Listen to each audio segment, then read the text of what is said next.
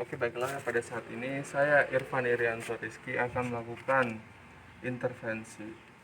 implementasi terhadap pasien keluarga keluarga saya, di mana saya sudah berada di lingkungan rumah keluarga. Di sini saya sudah menyiapkan ada leaflet sebagai media saya, dan juga ada laptop, dan dimana ini pemaparan PowerPoint yang akan saya berikan edukasi terhadap keluarga saya. Oke. Implementasi yang saya akan berikan berdasarkan diagnosa terakhir, yakni diagnosa ketiga menurut prioritas, diagnosa kelebihan nutrisi yang terjadi pada anggota keluarga kelolaan saya. Intervensi yang akan saya berikan yakni pendidikan kesehatan tentang pencegahan penanganan obesitas yang baik dan benar. Data ini didukung seperti contoh, anak kelolaan dari keluarga tersebut mengalami Down syndrome, yang dimana keterbelakangan mental, harus diberikan pola asuh yang lebih dari kedua orang tua. Baiklah, kita langsung ke implementasi. Oke. Saya mulai aja ya Pak. Dari latar belakang saya sudah jelaskan kenapa. Kenalkan lagi, nama saya Irfan Irianto Rizky. Saya perawat dari Universitas Binawan Pak. Sekarang lagi melakukan keperawatan keluarga. Jadi saya akan merawat suatu keluarga, mengkaji, membimbing sesuai ada keluhan atau ada masalah pada keluarga tersebut. Nah, seperti ini saya mendapati kemarin ada data latar belakang bahwa ada riwayat penyakit gula. Riwayat penyakit gula itu adalah faktor pencetus dari gula sesungguhnya untuk generasi-generasi selanjutnya. Apalagi ditambah dengan ada tanda kutip kelainan obesitas gitu. Itu bisa juga mencetus resiko terjadinya gula 2 kali lipat berarti dibandingkan hanya penyakit keturunannya aja kan. Nah, makanya di sini saya akan menyediakan pendidikan kesehatan terhadap pencegahan penanganan terhadap apa yang dinamakan obesitas. Berarti di sini yang fokus pengkajian, fokus pendidikan kesehatannya terhadap mungkin Mbak Nisa nanti ya. Mbak Nisa yang ibu sama bapak kontrol terhadap gimana pola makan, entah aktivitas yang Mbak Nisa lakuin nantinya. Oke, di sini saya sudah menyiapkan leaflet, bisa dibaca mungkin ya. Itu leaflet tentang pola hidup sehat dan gizi seimbang terhadap remaja. Nah, kenapa terhadap remaja ya? Karena Mbak Nisa sekarang masih dalam tahap remaja menuju ke dewasa. Ya. Kita langsung masuk saja. Di sini saya setelah menyiapkan PowerPoint atau materi yang bisa ibu bapak lihat tentunya tentang obesitas ya.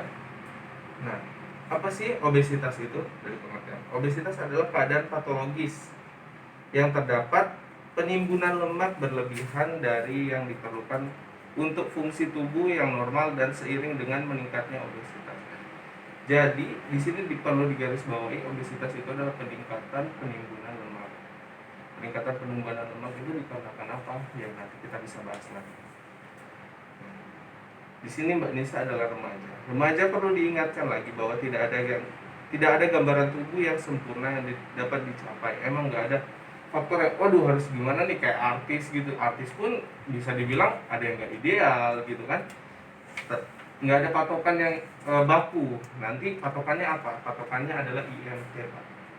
IMT itu indeks massa tubuh, bisa diukur melalui tinggi badan dan berat badan. Nanti didapati oh kategorinya berapa nih.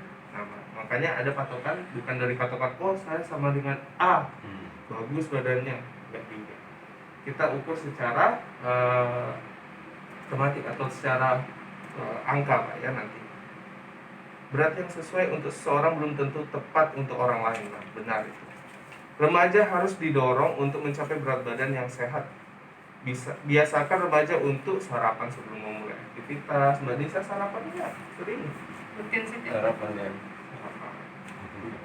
Cuma Mungkin aktivitasnya enggak. aktivitasnya kurang ya. Mungkin sekarang kalau lagi puasa ikut sahur ya. Sahur ya. Walaupun kadang dianggap sepele nih, namun sesungguhnya sarapan merupakan hal yang penting. Sarapan itu adalah hal yang penting untuk menjaga berat badan aslinya. Sarapan yang bergizi akan memberi energi untuk menghadapi aktivitas sepanjang hari.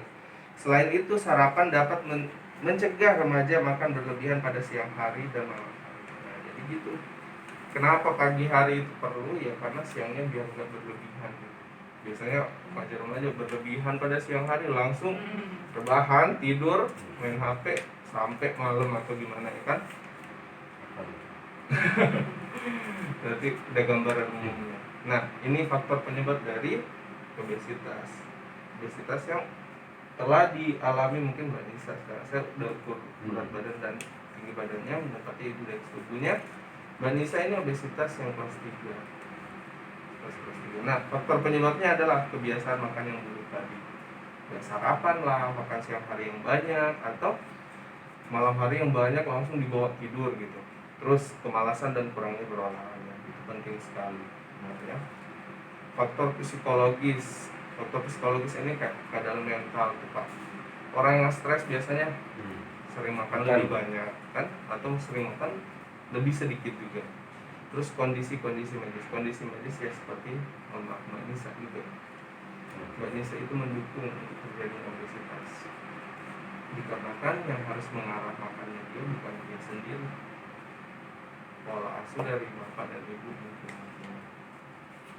dan heredity atau usia. Oke, komplikasi. Nah, komplikasi yang paling berbahaya ini bisa terjadi seperti yang saya jelaskan tadi yang di awal. Komplikasi yang pertama ada diabetes tipe 2. Emang nggak muncul pada saat sekarang gitu.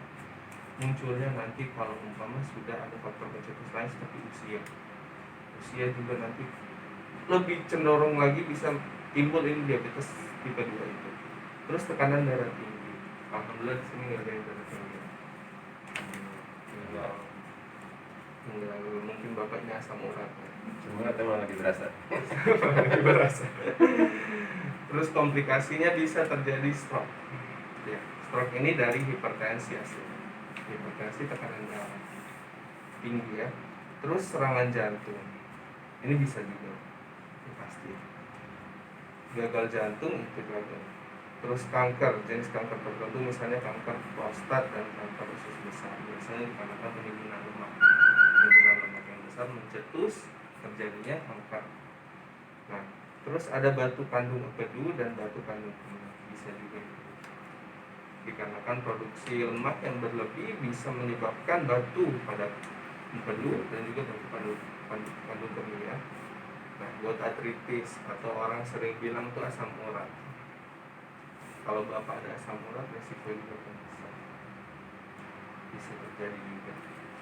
Terus ini yang terakhir osteoartritis atau peradangan pada peradangan tulang ya. Terus pencegahan yang harus dilakukan. Di sini mungkin digarisbawahi pencegahan emang nggak bisa dilakukan sekarang karena sudah tanda kutip terjadi, tapi mungkin bisa menambah wawasan hidup dan manfaatnya. Pencegahan seperti apa sih yang bagus tuh? Pencegahan yang pertama harus sedini mungkin aslinya, yaitu dari bayi tuh dikhususkan atau dari balita, pencegahannya sudah dilakukan gitu. Terus yang kedua, memberikan contoh yang baik terhadap cara memperhatikan makanannya dari orang tua makan, sehingga hal itu dapat tetap dikonsisten menjaga berat badan ideal. Jadi yang pertama orang tua terhadap anaknya, karena anak itu mencontoh terhadap orang tua makannya gimana. Mungkin dulu bapak makannya ya udah yuk makan gitu bersama-sama, tambah lama-lama jadi kebiasaan. Iya. Sehingga kebiasaan itu yang susah dirubah. Nah, terus yang ketiga, aktif dan mengundang anak untuk bergabung menjalankan kebiasaan yang sehat bersama-sama. Di sini juga poin yang paling penting aslinya. Kegiatan bapak dan ibu itu di rumah mungkin bisa ngajak anak-anak gitu untuk melakukan aktivitas biarpun itu nggak berat-berat amat gitu. Entah dia membersihkan rumah, membersihkan kendaraan, itu juga bisa. Apalagi Mbak Nisa yang punya pengertian khusus di aktivitasnya, benar kan? Nah, poin selanjutnya harus menyadari bahwa tekanan yang terlalu besar pada kebiasaan makan dan berat badan anak dapat memberi efek terbalik di mana si nak makan terlalu banyak atau mungkin membuat mereka rawan terjangkit kelainan pada pola makan. Nah, itu tadi kebiasaan yang memberikan makan terlalu banyak, ayo makan banyak. Orang Biar orang Biar sehat. sehat gitu. benar, orang dulu kan mikirnya nih, ayo makan banyak biar sehat, ya kan? Anak-anak itu disuruh ayo makan tambah, akhirnya jadi kebiasaan yang menyebabkan pencetusnya timbulnya dari obesitas tersebut. Nah, tidak perlu menjadi terlalu kritis, orang tua hanya perlu menekankan pada apa yang baik. Nah, ini dia, ibu mencegah anak untuk tidak makan, jangan stop, aduh nggak boleh ini, nggak boleh. Yang lebih bagus itu ibu pelan-pelan. Nah itu nggak boleh, apalagi ini kan tentang ibu yang apa nih, modifikasi gimana tuh cara komunikasinya, cara menunjukkannya ke bapak nanti yang menunjukkan gitu. Nah nggak boleh, ini belum bisa. Jangan terlalu kritis dalam pembatasan, itu yang penting sekali gitu. Itu karena bisa menyebabkan psikologis dari anak, terlalu kerasnya orang tua. Terus tekanan keuntungan dari banyak beraktivitas selain dari membantu mereka untuk menjaga berat badan ini. Aktivitas yang banyak ya, entah aktivitas mandiri atau aktivitas membantu orang tua di rumah, itu bisa dilakukan. Apalagi sekarang dari wabah corona ini, anak-anak tanda kutip Banyak tidur. Benar. Jangan di kamar. Iya benar. Berarti orang tua nih yang mencetus, ayo nih olahraga, entah dia di rumah, bersihin rumah bareng-bareng, bersihin bagian-bagian sudut rumah yang sudah lama mungkin ya tidak dijangkau. Oke, kita langsung dari penanganan. Tadi pencegahan, sekarang penanganan apabila sudah terjadi obesitas tersebut, Mbak Nisan khususnya. Pertama, makan dengan pola makan yang sehat, itu paling pertama. Sehat 5 sempurna kalau orang dulu bilang lah ya. Terdapat lauk-pauk yang cukup, entah dia dari karbohidrat, lemak yang cukup, protein, hingga susu sebagai mineral utama dari tubuh. Nah, yang kedua penanganannya meningkatkan aktivitas fisik. Apa itu meningkatkan aktivitas fisik? Seperti tadi. Yang pertama, batasi waktu santai. Batasi waktu santai anak dari orang tua. Ayo jangan santai-santai, ayo. Nah, kita menyuruh batasi waktu santai ada syaratnya juga nanti, ya. Tekankan pada aktivitas bukan olahraga. Olahraga juga bukan faktor pencetus dia. Aduh dia bakal kurus. Gitu. Aktivitas yang sesuai sama tubuhnya, kan? Temukan aktivitas yang disukai oleh anak-anak. Nah, kalau Mbak Nisa apa nih? Apa dia? Mbak Nisa sukanya apa? Ngapain dia mas? Ngapain? Bantu-bantu ibu suka nggak? Iya paling Nyapu. nyapu. Iya dong. Gosok dia gosok. Terus bila, nah ini dia poin yang pertama, penegas yang pertama, bila Anda ingin memiliki anak yang aktif, Anda sendiri harus aktif. Nah itu dia. Perasaan mak ibu makanya mah aktif. Berarti emang Iya. anaknya yang nggak aktif ya, dari orang tuanya udah bagus gitu. Terus nih, buat pekerjaan rumah tangga sebagai kegiatan keluarga seperti tadi. Terus buat aktivitas yang bervariasi, jadi nggak monoton gitu. Ayo kita bersihkan atap terus, ya bervariasi. Entah itu modifikasi dari ibu dan bapak entah atau aktivitas di lain. Terus buat sebagai komitmen keluarga. Nah komitmen keluarga ini penting juga sebagai acuan berhasilnya ini. Ya. Komitmen dari keluarga seperti tadi, harus sehat. Berkomitmen entah dari pola makan, entah dari aktivitas, itu harus komitmen ya. Oke. Di sini slide-nya sudah habis. Saya akan bertanya kembali setelah apa yang telah disampaikan. Oke. Yang pertama, faktor pencetus dari obesitas bisa nggak ibu atau bapak jelaskan lagi? Jadi faktor yang bisa menyebabkan obesitas yang setelah saya jelaskan tadi. Contohnya pola makan yang tidak sehat ya. Benar. Tidak sehat, tidak baik, Olahraga yang Tidak. kurang. kurang berolahraga, kurang beraktivitas ya yang jelas. Kurang beraktivitas dan olahraga. Apalagi Stres ya. bisa. Stres, oh, ya, benar. stres. Itu bisa digarisbawahi sudah tergambar jelas lah ya apa yang menyebabkan obesitas itu ya. Faktor keturunan ya genetik. Bisa, benar sekali, orang tua yang gemuk biasanya saya juga gemuk. Jujur saja saya juga gitu. Bapak saya berisi, saya juga berisi nih. Alhamdulillah. Terus pencegahan, bukan pencegahan, penanganan yang paling penting untuk Mbak Nisa. Apa nih dari ibu dan bapak sesuai dengan penjelasan tadi itu? Mengajak Iya, mengajak Ajak untuk untuk beraktivitas. Benar sekali. mengajak pola makan yang baik. Memberi pola makan yang baik, Benar. mencontohkan yang baik dari orang tua. Itu ibu udah bisa menggarisbawahi apa yang saya sampaikan tadi berarti ya. Alhamdulillah, semoga ini materi bisa diterapkan sebagai komitmen keluarga kita. Benar. Benar ya. Sudah Apalagi terapkan sih sebetulnya ya. nah, Sudah terapkan. Sebenarnya pola sehat sudah terapkan, olahraga, pola makan. seperti ibu yang jelaskan Iya. sebelumnya, pernah tuh coba diet sebulan 2 bulan tapi Iya, aduh ya ampun, iya, itu. nggak mampu lah. Mengajak untuk berdiet sih setiap hari aja diet. Sama anaknya aja susah. Karena emang udah enak. Iya, Susah. berarti mungkin ya bisa dikatakan juga di rumah emang dikontrol gitu kan, jangan makan ini, jangan makan ini. Iya. Tapi di luar Iya. dia beli ini, dia Iya. itu sama aja. Nah itu mungkin untuk anak yang kedua gitu ya kan. Untuk yang anak pertama mungkin ibu harus lebih fokus lagi Kalau karena Anissa sih lebih mudah sih, dia lebih mudah untuk mengajarinya. mengontrolnya lebih Mengontrolnya lebih mudah. dari sisi mengontrolnya lebih mudah. Iya. Tapi kalau dari sisi ini tega nggak tega, Memang Benar. harus tega. Kalau saya memang untuk Anissa Benar. kan memang harus tega. Dari awal memang harus tega. iya itulah komitmen. Iya. Komitmen dari Karena keluarga. kalau nggak tega dia nggak bisa mandiri. Benar. Alhamdulillah kan Mbak Nisa juga Alhamdulillah. bisa dikatakan 60% Iya. mandiri kan? Mandiri ya. Bisa melakukan sesuatu aktivitas mandiri. Nah, ya sudah, mungkin di sini bisa berkomitmen lah ya bapak dan ibu. Soalnya saya juga peduli nih terhadap apa yang bisa mencetus penyakit-penyakit ke depan.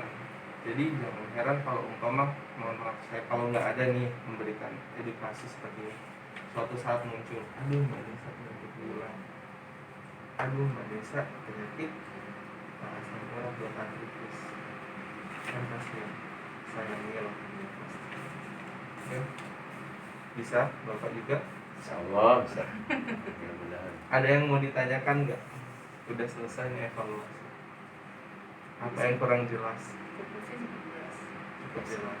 Berarti sudah tergambar jelas ya. Jelas. Nah, jadi Sambil baca-baca ini. ya, itu tambahan-tambahan. Di situ terdapat juga apa sih pola makan yang baik. Di situ fokusnya ada. Dan itu juga ada fokus untuk mengukur IMT. Pas di sini kan ada timbangan ukur tinggi badan, terus dikalikan, dimasukkan rumusnya itu berat badan per tinggi badan kuadrat, dijadikan meter, nanti didapati.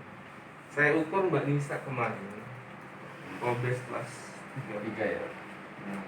obes kelas 3, Mas Depan obes kelas 2, dan itu waduh mencetus sekali untuk terjadinya obesitas gula. Sayang resiko penyakit akan datang ya.